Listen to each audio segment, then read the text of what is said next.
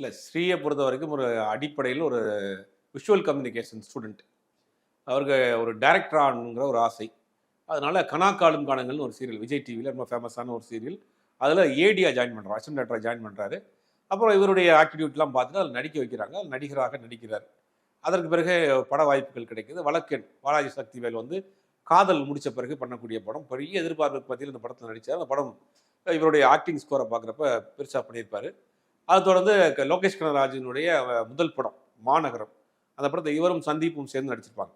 இந்த மாநகரம் படத்தினுடைய வாய்ப்பு எப்படின்னா, கைதி படத்தினுடைய கதையை எஸ்ஆர் பிரபுக்கு லோகேஷ் கனகராஜ் சொல்றாரு. சரி.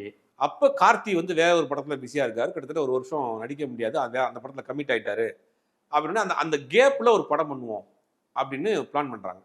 அப்ப இந்த ஸ்ரீ வந்து 2 படங்கள் பண்ணதுக்கு பிறகும் கூட எஸ்ஆர் பிரபு கம்பெனியில கதை கேட்கக்கூடிய கதை இலாக்காவில் இருக்காப்ல, ப்ரொடக்ஷன் கம்பெனியில். சூர்யாவுடைய சொந்தக்காரர் அவர். எஸ்ஆர் பிரபுன்னு நிறைய படங்கள் ட்ரீ மோரியா இருக்க படங்கள்லாம் பண்ணியிருக்காரு. அந்த கம்பெனி பேர் அது. கதை கேட்குற இலாக்காவில் ஒரு முக்கியமான நபராக ஸ்ரீ இருக்காப்புல.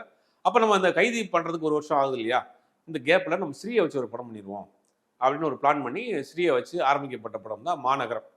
லோகேஷ் கனகராஜனுடைய முதல் படம். அந்த படம் பெரிய அளவில் பேசப்பட்டது. அதுக்கு பிறகு கைதி கீதின்னு அந்த பக்கம் போயிட்டாரு. அதுக்கு பிறகு பார்த்தீங்கன்னா இருக்கப்பட்டு கடைசி 2023 அதே நிறுவனத்துக்கு ஒரு படம் பண்ணுறாரு ஸ்ரீ. அது